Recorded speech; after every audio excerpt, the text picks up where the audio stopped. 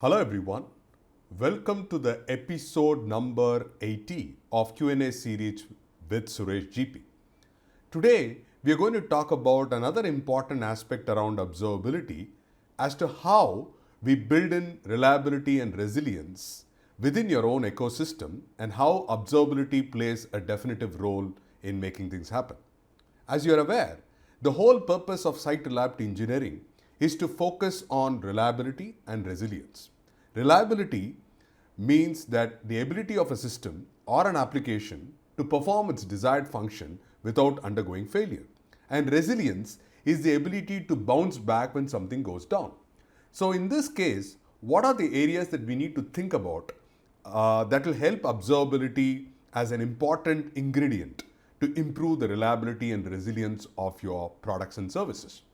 Remember, customers are increasingly impatient, and resiliency and reliability are a key pillars if you want to ensure desirable customer experience.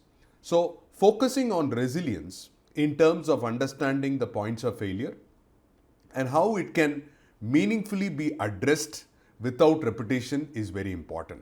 Number two, understand that you need to focus on customer status indicators, which means it's not just about focusing on repeatedly solving requests, but focus on things that will never happen again, which means we need to prioritize areas of focus that will deliver the most value for the longer period of time. It could mean root cause analysis. It could mean automatic remediation. It could mean self-healing options. So focus on the key customer status indicators to make things work.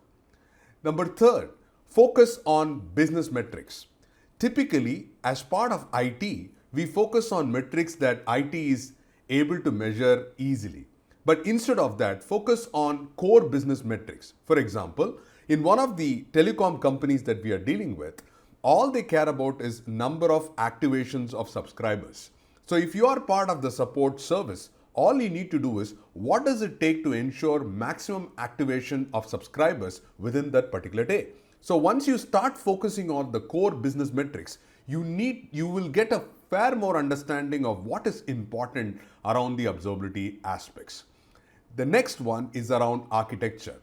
With your legacy infrastructure, it's very difficult to improve your reliability of the systems. So many organizations are focusing on application modernization in the manner of moving towards containers, microservices, so that we will be able to facilitate a much more renewed way of improving the user experience as well as reliability. Finally, on the reliability aspect of it, we need to start to think about setting realistic expectations. If you are delivering a product or a service within a particular business hours, set a very predefined realistic expectations of what does reliability mean in the eye of the beholder.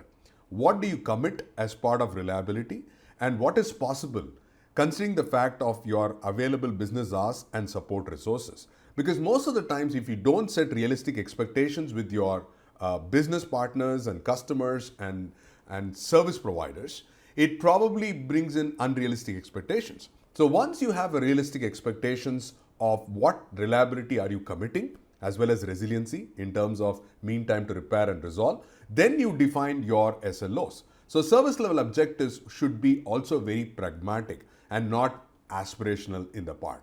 Now, as we go through this scenario, there are some bottlenecks that you would face when you try to build reliability and resilience. So I'm going to talk about 4 key bottlenecks that you need to think about in the observability space. Number 1, accumulation of technical debt. Many of the developers, programmers, software engineers, as they develop new piece of code features at every sprint, they are on a tight timeline in terms of improving their velocity within that particular sprint. So there is a possibility that there is an amount of technical debt that gets accumulated. So one area is to focus on refactoring at regular intervals so that we can reduce that bottleneck of technical debt. Number 2, constrained by talent. A lot of times you don't have the right level of resources to do observability aspects. So focus on developing in-house talent in terms of training, coaching, and mentoring so that they can start focusing beyond monitoring into observability. And we at TaUB Solutions can help you get to that particular training and coaching. The third one is about service disruptions.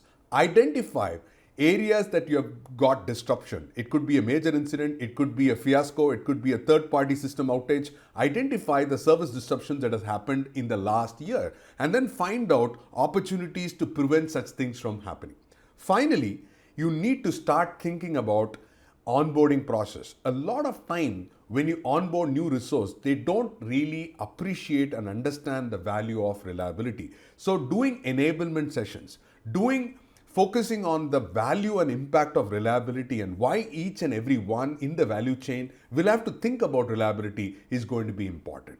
So with these aspects, I hope you will focus on observability to build reliability and resilience as part of your organization and get substantial success in the observability stack to improve customer experience. I hope you enjoyed this session. I look forward to talking to you in our next episode of Q&A series. Until then, keep watching, subscribe, and post your comments to other questions you want me to answer as part of the Q&A series. Thank you very much.